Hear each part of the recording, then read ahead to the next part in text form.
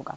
और जब भी आप रूटीन में, अब देखिए जैसे है, हे रिया क्या तुम सुबह जल्दी उठती हो? अब वो उसकी आदत पूछ रहा है कि ये काम क्या तुम रोज़ करती हो, क्या ये तुम्हारी आदत है, क्या तुम जल्दी उठती हो?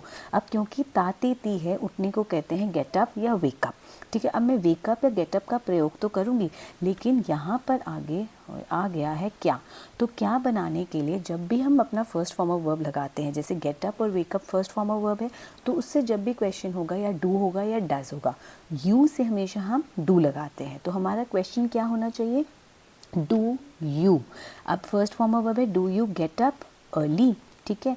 तो अब देखिए, हे Riya do you wake up early, क्या तुम गेटअप बोलो या वेकअप एक ही बात है, क्योंकि ये मेरा फर्स्ट फॉर्म ऑफ वर्ब था तो मैंने बना दिया डू यू से क्या, और ये हो गया वेकअप। तो do you wake up early, clear.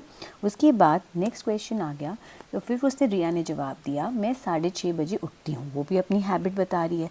तो अगर वो अपनी हैबिट बता रही है तो मुझे simple first form of verb use करना है। तो उठने को क्या बोलते हैं, get up, I get up. अब 6:30 को क्या बोले, आई गेट अप, टाइम के साथ हमेशा एट आता है, आई गेट अप एट 6:30, ठीक है। देखिए, आई वेक अप या get up at 6:30 AM, what about you, और तुम मतलब व्हाट अबाउट यू, ठीक है। उसके बाद आरव ने जवाब दिया मैं देर से उठता हूँ। उठता again I wake up late, देर को बोलते हैं लेट, तो वो क्या बोलेगा, आई वेक अप लेट। मैं यूजुअली 7:30 बजे उठता हूँ। तो अब आपको बनाना आ गया कि उठता है तो आई वेक अप एट 7:30, ठीक है। मेरी मम्मी हमेशा मुझ पर चिल्लाती है, ये भी एक हैबिट हो गई मदर की कि रोज़ चिल्लाती है, काम रोज़ होता है। चिल्लाने को बोलते हैं शाउट।